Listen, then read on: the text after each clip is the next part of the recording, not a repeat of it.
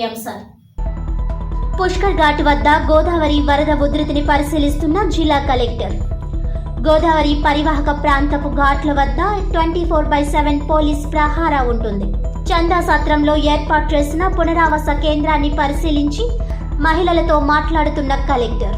పునరావాస కేంద్రాల్లో అల్పాహారం, భోజనం, వైద్య శిబిరాలు ఏర్పాటు చేసి అధికారులు చర్యలు చేపట్టాలి. శానిటేషన్ విషయంలో తగిన జాగ్రత్తలు తీసుకోవాలి. జిల్లా collector P. Prashanti. The Aryapuram cooperative bank ఎన్నికల్లో కూటమి జోరు.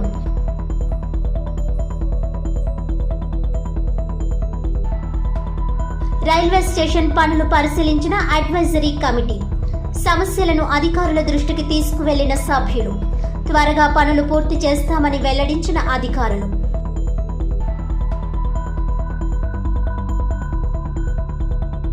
కార్యకర్త కిలారి గంగాధర్ కుటుంబానికి 5 లక్షల బీమా అందజేసిన నాగబాబు.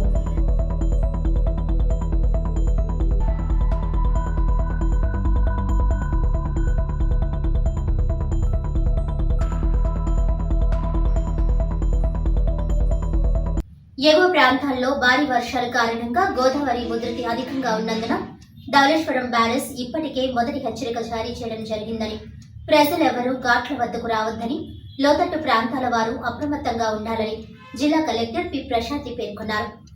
సోమవారం నగరంలోని పుష్కర్ ఘాట్, చందా సత్రం పునరావాస ప్రాంతాలను collector Prashanti, municipal commissioner Dinesh Kumar ప్రత్యేక అధికారులతో కలిసి పర్యటించి గోదావరి వరద ఉధృతి పరిస్థితులను స్వయంగా పరిశీలించి తీసుకోవాల్సిన జాగ్రత్తలపై అధికారులకు, సిబ్బందికి ఆదేశాలు జారీ చేశారు. ఈ సందర్భంగా కలెక్టర్ పి. ప్రశాంతి మాట్లాడుతూ, గోదావరి నదికి వరద ఉధృతి ఎక్కువగా ఉన్నందున బ్రిడ్జి లంకలో నివసిస్తున్న 175 కుటుంబాలను వెంటనే పునరావాస కేంద్రానికి తరలించాలని కలెక్టర్ అధికారులను ఆదేశించడంతో వెంటనే అధికారులు వారందరినీ పునరావాస కేంద్రాలకు తరలించే విధంగా చర్యలు చేపట్టారు. రిహాబిలిటేషన్ సెంటర్కు వచ్చే వారందరికీ మౌలిక సదుపాయాలు ఏర్పాట్లు పక్కాగా ఉండే విధంగా చేపట్టాలని మున్సిపల్ కమిషనర్ను, వారి సిబ్బందికి ఆదేశాలు జారీ చేశారు. పునరావాస కేంద్రానికి వచ్చిన ఏ ఒక్కరూ ఇబ్బందులకు గురి కాకుండా వారికి వసతి ఏర్పాట్లతో పాటు అల్పాహారం, భోజన సౌకర్యం, వైద్య సహాయం అందించే విధంగా చర్యలు తీసుకోవాలని అన్నారు. గోదావరి వరద ఉధృతి ప్రభావం వలన ఇప్పటికే ధవళేశ్వరం బ్యారేజ్ వద్ద మొదటి హెచ్చరిక జారీ చేయడం జరిగిందన్నారు. రాత్రికి 2వ ప్రమాద హెచ్చరిక నేపథ్యంలో నగర ప్రజలు అప్రమత్తంగా ఉండాలని, అధికారుల సూచనలు పాటించాలని విజ్ఞప్తి చేశారు. ఏ ఒక్కరూ నదీ ప్రాంతానికి, ఘాట్ల వద్దకు రావద్దని, సెల్ఫీ ఫోటోలను తీయవద్దని ప్రజలకు సూచించారు. గోదావరి నదీ పరివాహక ప్రాంతంలోని లోతట్టు ప్రజలకు ఎటువంటి ఇబ్బందులు ఎదురైనా తక్షణమే పునరావాస కేంద్రాలకు అధికారుల సూచన మేరకు స్వచ్ఛందంగా తరలి రావాలని కోరారు. ఈ సందర్భంగా జిల్లా కలెక్టర్ పి. ప్రశాంతి పుష్కర్ ఘాట్ వద్ద గోదావరి నది వరద ఉధృతిని పరిశీలించి నిరంతర పర్యవేక్షణ దిశగా ఘాట్లలో పోలీస్ ప్రహారా 24/7 విధులు నిర్వర్తించాలని ఆదేశించారు. అనంతరం చందా సత్రంలోని పునరావాస కేంద్రాన్ని కలెక్టర్ పరిశీలించి అక్కడికి వచ్చిన మహిళలతో మాట్లాడి పురుషులకు, స్త్రీలకు వేరువేరుగా గదులను ఇచ్చేలా, టాయిలెట్స్లు ఉండేలా చర్యలు తీసుకోవాలని అన్నారు. రిహాబిలిటీ సెంటర్కు వచ్చిన వారికి వసతితో పాటు అన్ని సౌకర్యాలను కల్పించే విధంగా తగు జాగ్రత్తలు తీసుకోవాలని అధికారులను ఆదేశించారు. వేడి నీటిని, వేడిగా ఉన్న ఆహారం అందించాలని ఆదేశించారు. ఈ కార్యక్రమంలో కలెక్టరేట్ వెంట municipal commissioner K. Dinesh Kumar, RDO A. Chaitravarshini, municipal అదనపు కమిషనర్ సత్యవాణి, ఇతర అధికారులు, శానిటేషన్ సిబ్బంది తదితరులు పాల్గొన్నారు.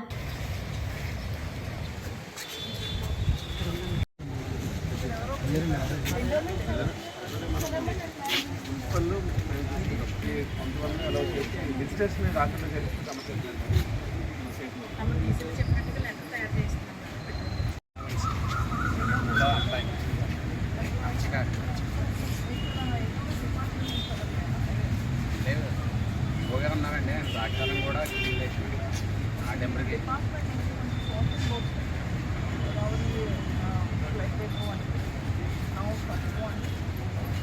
Rajamahendravaram the Aryapuram cooperative urban bank ఎన్నికల్లో కూటమి ప్యానెల్ విజయం సాధించింది. చల్ల శంకర్రావు చైర్మన్ అభ్యర్థిగా మొత్తం 10 మంది సభ్యులు గెలుపొందారు. ఈ మేరకు ఎన్నికల అధికారి కృష్ణకాంత్ ప్రకటించారు. ఈ బ్యాంకు పాలకవర్గ ఎన్నికలు ఈ నెల 20న జరిగిన విషయం తెలిసిందే. సార్వత్రిక ఎన్నికలను తలపించిన ఈ పోరులో కూటమి తరపున చల్లా ప్యానెల్, వైకాపా తరపున నందెపు శ్రీనివాస్ ప్యానెల్ బరిలో నిలిచారు. కౌంటింగ్ కోసం నగరంలోని ఎస్కేవిటి కళాశాలలో ప్రత్యేక భద్రతా ఏర్పాట్లు చేశారు. ఆదివారం ఉదయం 8 గంటల నుంచి అర్ధరాత్రి వరకు కౌంటింగ్ ప్రక్రియ కొనసాగింది. బ్యాంకుకు సంబంధించి మొత్తం 74,585 మంది ఓటర్లు ఉండగా 18,876 మంది తమ ఓటు హక్కు వినియోగించుకున్నారు. మొత్తం 13 బెంచ్లు ఏర్పాటు చేశారు. ప్రతి బెంచ్ వద్ద ఒక సూపర్వైజర్తో పాటు 2 అధికారులు, సిబ్బంది, ఏజెంట్లు ఉన్నారు. ఎన్నికలు బ్యాలెట్ విధానంలో జరగడంతో కౌంటింగ్ ఆలస్యమైంది. కౌంటింగ్ నేపథ్యంలో పోలీసులు కళాశాల లోపలికి ఎవరిని అనుమతించలేదు. మీడియాకు సైతం పూర్తిగా ఆంక్షలు విధించారు. కనీసం మీడియా కేంద్రం ఏర్పాటు చేయకపోవడం గమనార్హం. అర్ధరాత్రి సమయంలో విజేతలను ప్రకటించారు. అంతవరకు కౌంటింగ్ ఎలా జరుగుతుందనేది బయటకు రాకుండా వ్యవహరించారు. రాజమహేంద్రవరం బ్యాంక్ బ్రాంచ్కి సంబంధించి 10 మంది సభ్యుల ఎంపిక నిమిత్తం ఎన్నికలు జరిగాయి. వీరిలో చల్లా శంకర్రావు 10,005, కప్పల సూర్యప్రకాశ్రావు 9,838, పడాల శ్రీనివాసరావు 9,303, పిల్లి శ్యామ్ కుమార్ 9,309, ఎర్రమొత్తు ధర్మరాజు 9,065, బుడ్డిగ రవికొండలరావు 8,886, యాళ్ల వెంకట్రావు 8,795, పోలాకి పరమేశ్వరరావు 8,730, ముగిది శ్రీనివాసరావు 8,703, యనుమల రంగారావు 8,568 ఓట్లతో విజయం సాధించారు. 1944 ఓట్లు తిరస్కరించారు. కాకినాడ పరిధిలో బ్రాంచ్లకు జరిగిన ఎన్నికల్లో నీలపాల సూర్య సత్యనారాయణ ఏకగ్రీవంగా ఎన్నికయ్యారు. ఇతర జిల్లాల్లో ఆయా బ్రాంచ్ల పరిధిలో జరిగిన ఎన్నికల్లో గంగిశెట్టి సోమేశ్వరరావు 635, బొంతు వీరవెంకట సత్యనారాయణ 12 ఓట్లు సాధించి విజయం సాధించినట్లు ఎన్నికల అధికారులు ప్రకటించారు. ఈరోజు మా ప్యానెల్ ఇంత ఘన విజయం సాధించడానికి ముఖ్య కారకులు ఆర్యపురం కోఆపరేటివ్ బ్యాంకులో ఉన్నటువంటి కస్టమర్ దేవుళ్ళు అందరూ కూడాను. ఇంచేతంటే నిన్న ఎంత ఎడతెరిపి వానున్నా కూడా వాళ్ళు ప్రత్యేకించి నా మీద ఉన్న అభిమానంతో వాళ్ళు ఓటింగ్ చేయడం జరిగింది. ఎంతో 100% మమ్మల్ని మా ప్యానెల్ని నెగ్గించడం జరిగింది. దీనికి కేవలం చల్లా శంకరారు మరలా బ్యాంక్ వస్తే మరలా అది ఎక్కడో పురోగతి చెందుతుందనే ఉద్దేశంతో వాళ్ళకి తెలుసు. అందు గురించి లాస్ట్ 5 yearsలో నేను ఎంత డెవలప్ చేశాను అనేది వాళ్ళ మనసులో ఉండిపోయింది. అందుగురించి మరలా ఇలాంటి నీతి నిజాయితీ ఉన్నటువంటి చైర్మన్ రావాలని ఎప్పటి నుంచో కళ్ళకంటున్నారు. వాళ్ళ గురించే ఈరోజు మరలా నేను ఈ బ్యాంక్ రావడం, వాళ్ళు నిజంగా కూడా మేము ఏవైతే అనుకున్నాం దాని ప్రకారంగా అందులో ఉన్న కస్టమర్లు అందరూ కూడా మమ్మల్ని ఎంతో అభిమానంగా వచ్చి ప్రత్యేకించి వాళ్ళు నిన్న అంత వర్షంలో కూడా ఓటేసి మమ్మల్ని 10% నెగ్గించారు. దానికి తప్పకుండా రేపు రాబోయే 5 సంవత్సరాల్లో కూడా ఆర్యపురం కోఆపరేటివ్ బ్యాంక్ని ఆంధ్రప్రదేశ్లోనే అగ్రగామిగా తీసుకెళ్ళి తీర్చిదిద్దుతానని సెలవు తీసుకుంటాను. అందరూ ఊహించిన విధంగానే ఎన్డీఏ కూటమి ఏదైతే ఈ రాష్ట్రంలో చాలా బలంగా ఉందో, టీడీపీ, బీజేపీ, జనసేన కలయిక, ఎలాగైతే ప్రజలు మొన్నటి సార్వత్రిక ఎన్నికల్లోనే ఆశీర్వదించారో, అత్యధిక మెజార్టీతో గెలిపించారో, నెల రోజులు కాలేదు కార్పొరేటివ్ బ్యాంక్ ఎలక్షన్స్ వచ్చినాయి ఆర్యాపురం. ఎన్డీఏ కూటమిగా మేమందరం కూడా చర్చించుకొని ఒక బెల్ట్ కట్టాలి, ఏదైతే అవినీతిమయమైందో ఈ బ్యాంకుని రక్షించాలి, ఎలాగైతే రాష్ట్రం గాడి తప్పిందో చంద్రబాబు నాయుడు గారు, పవన్ కళ్యాణ్ గారు, కేంద్రం నరేంద్ర మోడీ గారు ఒక సహకారంతో ఈ రాష్ట్రాన్ని గాడిలో పెట్టాలని చెప్పి సంకల్పించారో, అదే రీతిలో గత 5 సంవత్సరాలు ఈ బ్యాంకుని అవినీతిమయం చేసిన మాజీ పార్లమెంట్ సభ్యులు భరత్రామ్, దాని అంతటిని కూడా గాడిలో పెట్టాలి, అవినీతి ఏదైతే ఉందో దాన్ని వెలికి తీయాలి, కారణమైన వాళ్ళతోటి డబ్బు కట్టించాలని ఒక సంకల్పంతో బెల్ట్ కట్టాం. ఉడత ఊపులన్నీ కూడా చేశారు, తాటెక చప్పులన్నీ కూడా చేశారు. మొన్ననే చావు దెబ్బ తగిలి ఉంది, సరి చేసుకుని ఉంటే బాగుండు, ఆత్మ పరిశీలన చేసుకుని ఉంటే బాగుండు. మరలా ఈ ఎన్నికల్లో కూడా తయారయ్యారు. ప్రజాస్వామ్యంలోనే ఎవరికి పోటీ చేయాలన్న హక్కు ఉంది. దాంట్లో భాగంగా మేము పోటీ చేశాం. ఖాతాదారులు మమ్మల్ని నమ్మారు. ఎన్డీఏ కూటమి ద్వారానే ఈ బ్యాంకుల్ని ప్రక్షాళన చేయగలరని చెప్పి విశ్వసించారు. అత్యధిక మెజార్టీతోటి, ఎప్పుడూ లేని విధంగా అత్యధిక మెజార్టీతోటి ఎన్డీఏ కూటమి 12 మంది డైరెక్టర్లు కూడా నెగ్గించడం జరిగింది. శుభ పరిణామం. దీనికి ఒకటి కోఇన్సిడెన్స్ ఉంది. ఎక్కడైతే తెలుగుదేశం జనసేన బంధం బలపడ్డాదో, ఏదైతే రాజమండ్రి సిటీ ఒక వేదికో, అలాంటి ఒక రాజమండ్రి సిటీలోనే సార్వత్రిక ఎన్నికలు అయ్యిందట. మొట్టమొదటి ఎన్నికలు రాష్ట్రంలో రాజమండ్రి సిటీ కావడం, అది అత్యధిక మెజారిటీ 80% ఓటు షేర్ తోటి మరలా ఎన్డీఏ కూటమి గెలుపొందడం అన్నది శుభపరిణామం. ఎప్పటికైనా సరే వైసీపీ ప్రధాన ప్రతిపక్ష పాత్ర ఎలాగైనా లేదు, కనీసం ఒక పార్టీగా ప్రతిపక్షంలోని ఎలా ముందుకు సాగాలన్న దాని మీద ఆత్మ పరిశీలన చేసుకోమని చెప్పి సూచిస్తా ఉన్నాం. అందించిన కూటమి నాయకులకు కార్యకర్తలకు కూడా జనసేన పార్టీ తరపున పాదాభివందనాలు తెలియజేస్తున్నాం. అదే విధంగా శ్రీ సల్లా శంకర్రావు గారు మీ 5 సంవత్సరాలు కూడా అది ఆదిరెడ్డి వాసి గారి మనస్తత్వం చూసారా, ఎంత విజయోత్సవం కూడా ఆపండి, ప్రజల కోసం ఆలోచిస్తున్నాడు. అందు గురించే ఈ అఖండ మెజార్టీ అందించిన మీ అందరికీ కూడా మరొక్కసారి మా జనసేన పార్టీ తరపున పాదాభివందనాలు తెలియజేస్తున్నాం. Thank you. ముఖ్యంగా జనసేన కార్యకర్తలకు నాయకులకు కూడా మా కృతజ్ఞతలు తెలియజేస్తున్నాం. ఈ రోజున బిఆర్ఏపురం కోఆపరేటివ్ బ్యాంక్ చైర్మన్ గా ఎన్నికైనటువంటి చల్లా శంకరరావు ప్యానెల్ సభ్యులందరికీ, శంకర్రావు గారికి ఉమ్మడి కూటమి తరపున ప్రత్యేకమైన అభినందనలు తెలియజేసుకుంటూ, రేపు రాబోయే రోజుల్లో ఇదే స్ఫూర్తితో ఏ ఎన్నికలు వచ్చినా ప్రజా సంక్షేమాన్ని, ప్రజల యొక్క శ్రేయస్సుని దృష్టిలో పెట్టుకొని అందరం కలిసికట్టుగా పనిచేసి విజయ తీరాలకు చేరాలని చెప్పి మనస్ఫూర్తిగా కోరుకుంటూ, ఈ ఎన్నికల్లో సహకరించినటువంటి జనసేన పార్టీ నాయకులకు, సైనికులకు, వీర మహిళలకు, కార్యకర్తలకు పేరు పేరున హృదయపూర్వకమైనటువంటి ధన్యవాదాలు తెలియజేసుకుంటూ సెలవు తీసుకుంటున్నాం.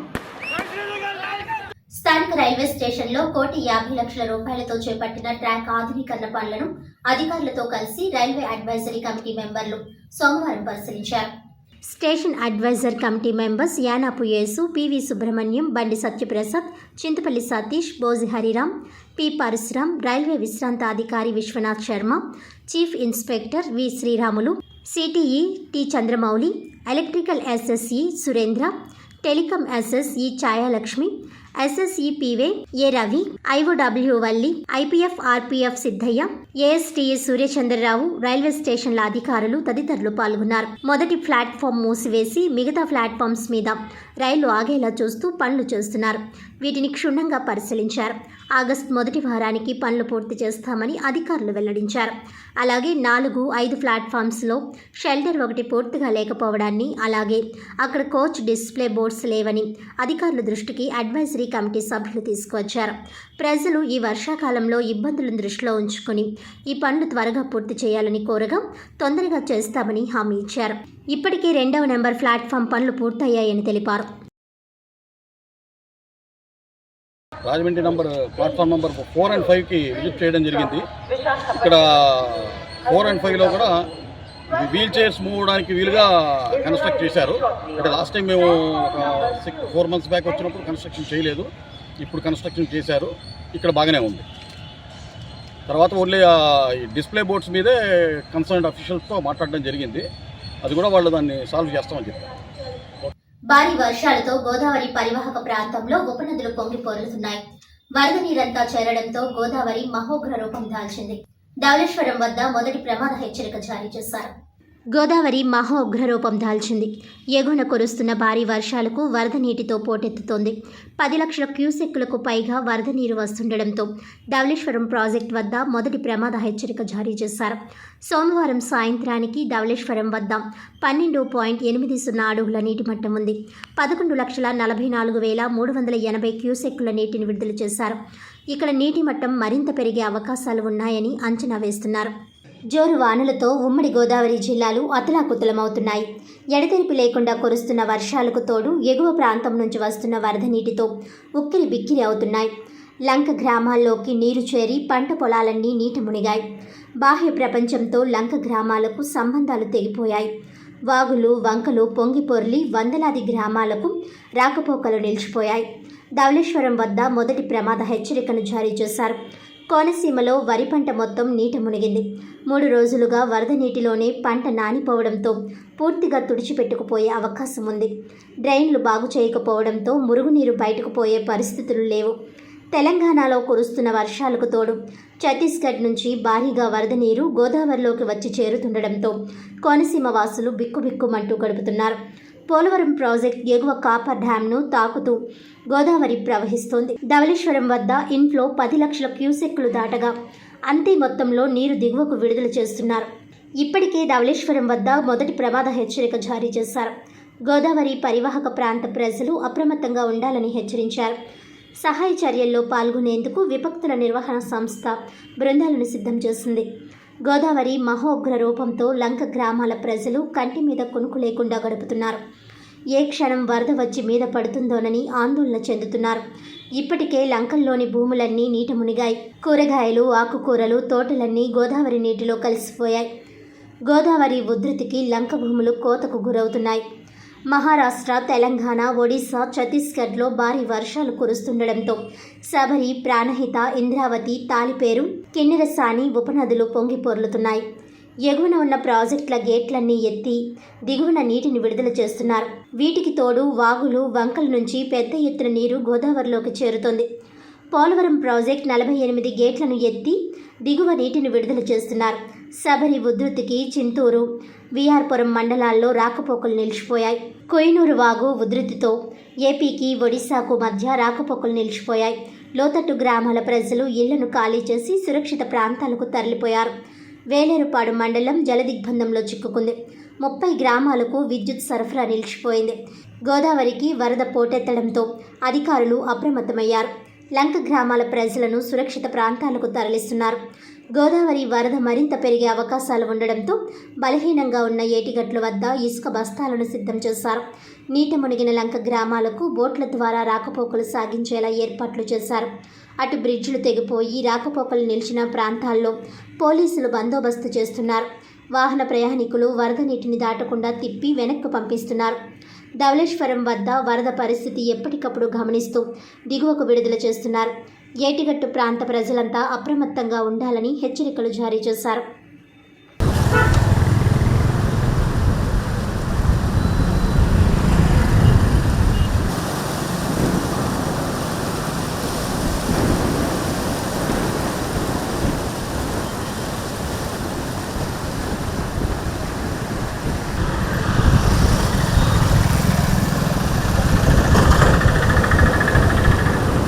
స్థానిక కొర్లమ్మపేటలో గల కనుమ నాగమ్మ మున్సిపల్ కార్పొరేషన్ ప్రాథమిక పాఠశాల విద్యార్థులకు దేవీ చౌక్లో గల దేవీ కళ్యాణ మండపం కమిటీ నోట్బుక్స్ వితరణ చేశారు.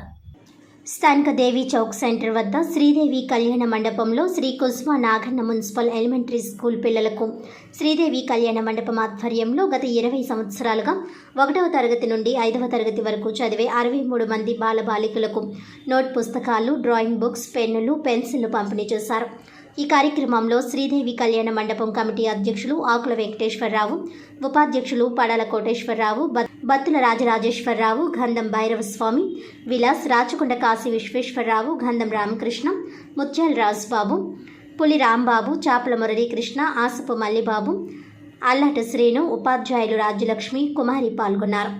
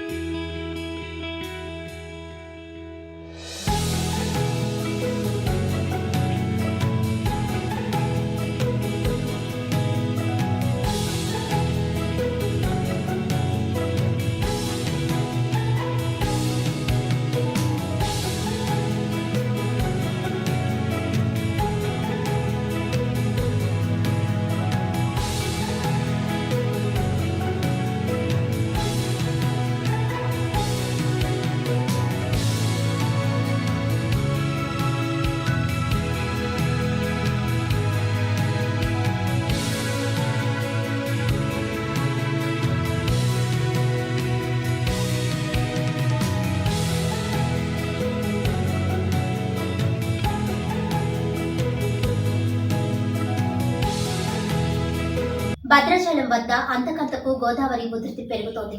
తాజాగా రెండో ప్రమాద హెచ్చరిక జారీ చేశారు. ప్రస్తుతం నీటి మట్టం 48.1 అడుగులకు చేరుకుంది. గడిచిన 2 రోజులుగా గంటకు పెరుగుతూ గోదావరి ఉగ్ర రూపాన్ని చూపుతోంది. తాజాగా భద్రాచలం వద్ద సోమవారం సాయంత్రానికి 48.60 అడుగులకు చేరుకుంది. రెండో ప్రమాద హెచ్చరికను దాటి గోదావరి ప్రవహిస్తున్నది. సాయంత్రమే మొదటి ప్రమాద హెచ్చరిక స్థాయిని 43 అడుగులు దాటిన గోదావరి సోమవారం తెల్లవారక 5 గంటల సమయంలో 46.4 అడుగుల స్థాయికి చేరింది. అయితే ఆదివారం ఉరకలు పెట్టిన గోదావరి సోమవారం మాత్రం మెల్లగా పెరుగుతోంది.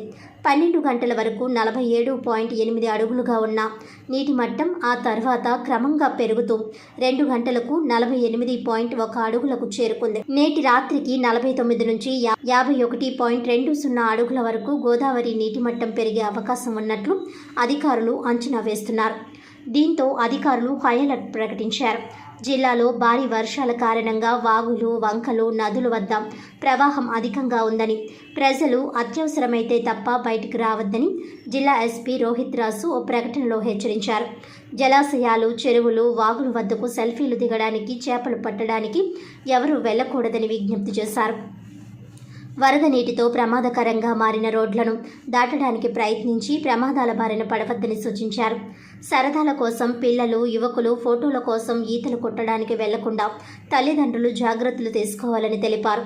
విపత్కర సమయాల్లో డయల్ 100కు ఫోన్ చేసి తక్షణమే పోలీస్ వారి సహాయం పొందాలని తెలియజేశారు.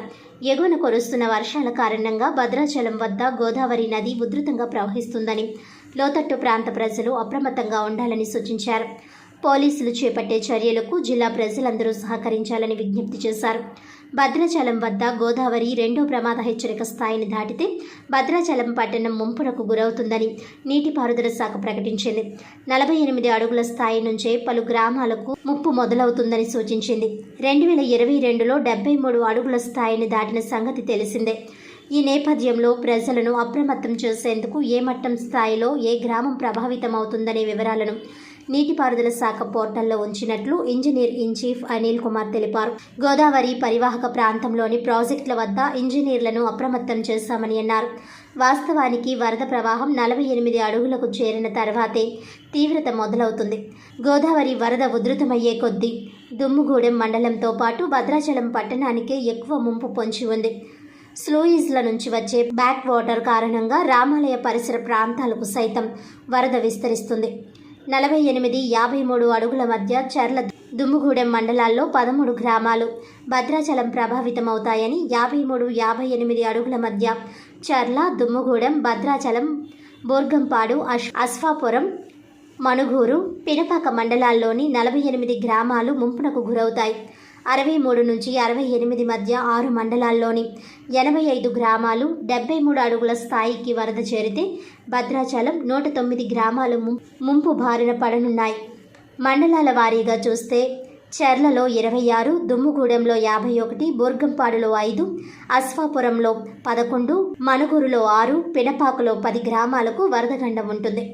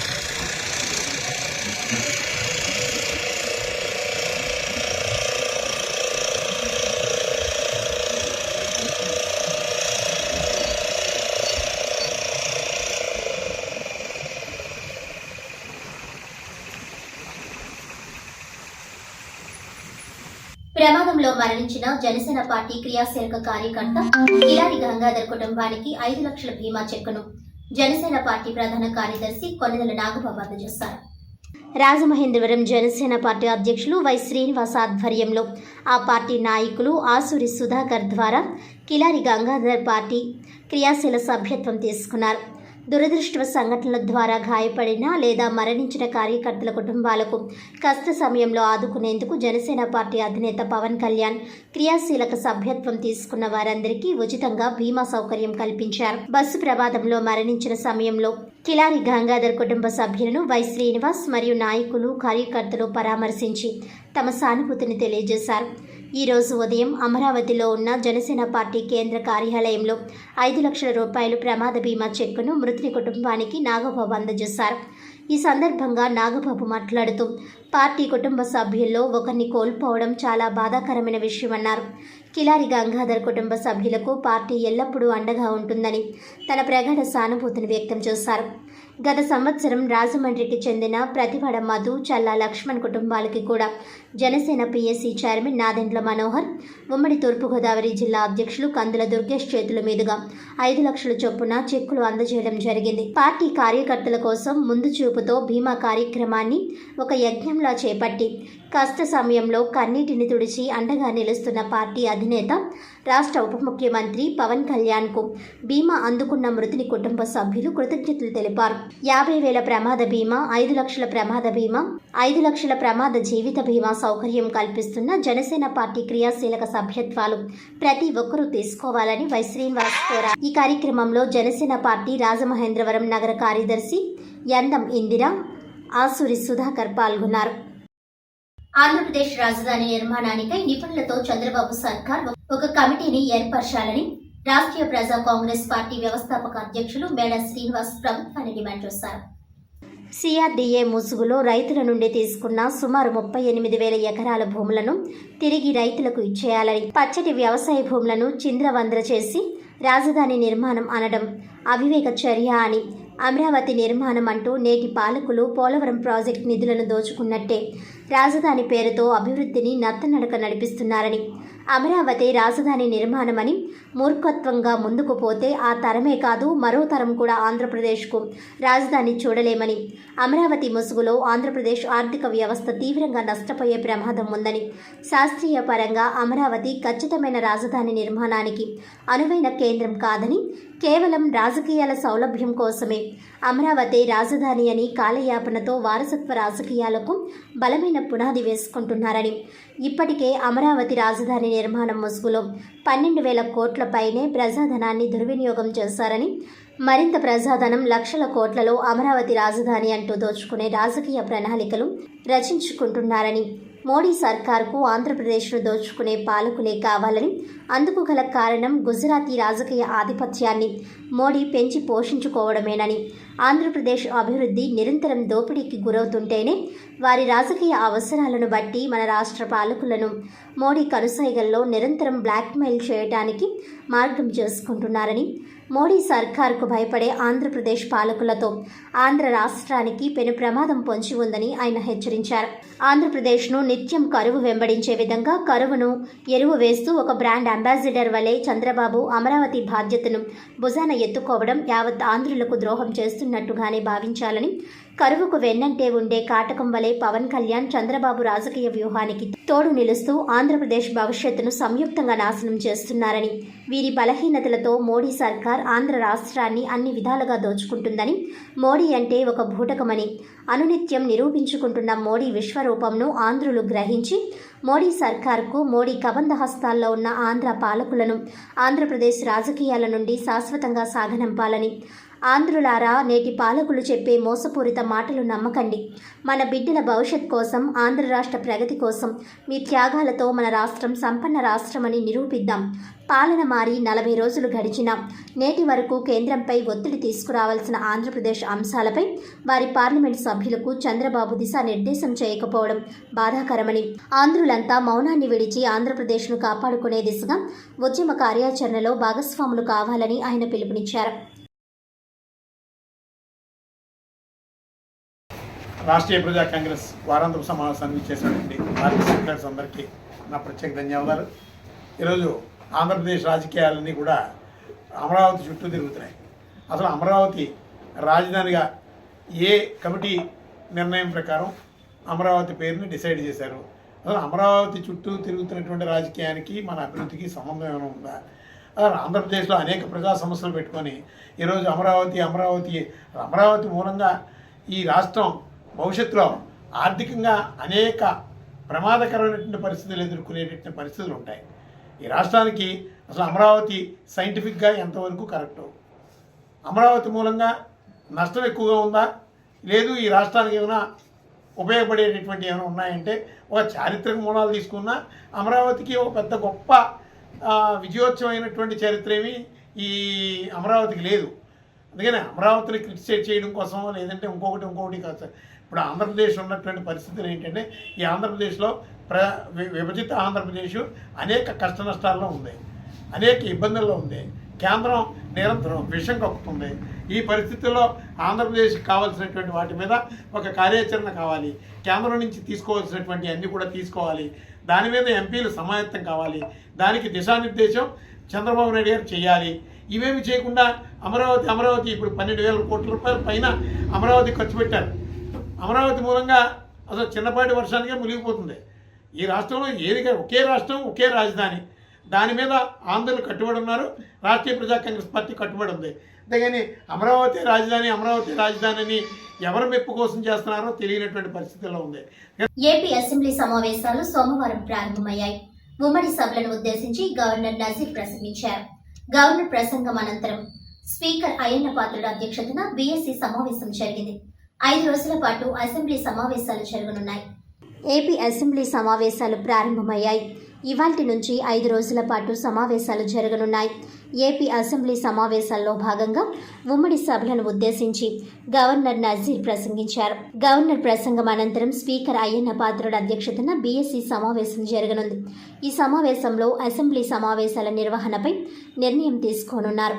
ఇక ఈ నెలాఖరుతో ఓట్ ఆన్ అకౌంట్ బడ్జెట్ గడువు పూర్తి కానున్నందున మరో 3 నెలలకు ఓట్ ఆన్ అకౌంట్ బడ్జెట్ ప్రవేశపెట్టే యోచనలో ప్రభుత్వం ఉన్నట్లు తెలుస్తోంది. అక్టోబర్లో పూర్తి స్థాయి బడ్జెట్ ప్రవేశపెట్టే అవకాశం ఉంది. An unprecedented mandate is required to be appreciated yet again at this hour of crisis to help the state to rediscover its past glory. I would like to conclude my speech with the inspiring words of Swami Vivekananda. I quote, "We are responsible for what we are, and whatever we wish ourselves to be, we have the power to make ourselves. If what we are now has been the result of our own past actions, it certainly follows that whatever we wish to be in future can be produced by our present actions. So we have to know how to act." Jai Hind. जनगण मन अधिनायक जय हे भारत भाग्य विधाता, पंजाब सिंध गुजरात मराठा द्राविड उत्कल गंगा, विंध्य हिमाचल यमुना गंगा उज्जल जलधि तरंगा, तव शुभ नामे जागे, तव शुभ आशीष मांगे, गाहे तव जय गाथा। जनगण मंगलदायक जय हे भारत भाग्य विधाता, जय हे जय हे जय हे जय जय जय जय हे।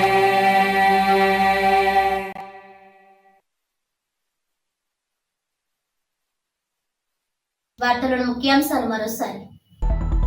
పుష్కర్ ఘాట్ వద్ద గోదావరి వరద ఉధృతిని పరిశీలిస్తున్న జిల్లా కలెక్టర్. గోదావరి పరివాహక ప్రాంతపు ఘాట్ల వద్ద 24/7 పోలీస్ ప్రహారా ఉంటుంది. చందా సత్రంలో ఏర్పాటు చేసిన పునరావాస కేంద్రాన్ని పరిశీలించి మహిళలతో మాట్లాడుతున్న కలెక్టర్.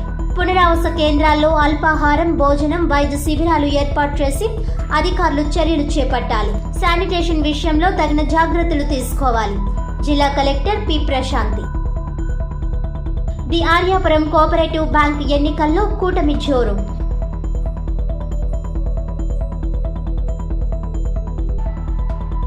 రైల్వే స్టేషన్ పనులు పరిశీలించిన అడ్వైజరీ కమిటీ. సమస్యలను అధికారుల దృష్టికి తీసుకువెళ్లిన సభ్యులు. త్వరగా పనులు పూర్తి చేస్తామని వెల్లడించిన అధికారులు.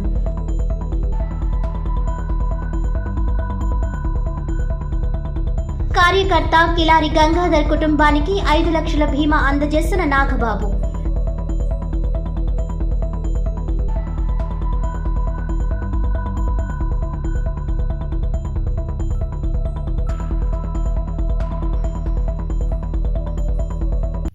ఈనాటి వార్తలు ఇంతటితో సమాప్తం. తిరిగి వచ్చే బులెటిన్లో మళ్ళీ కలుద్దాం. అంతవరకు సెలవు. నమస్కారం.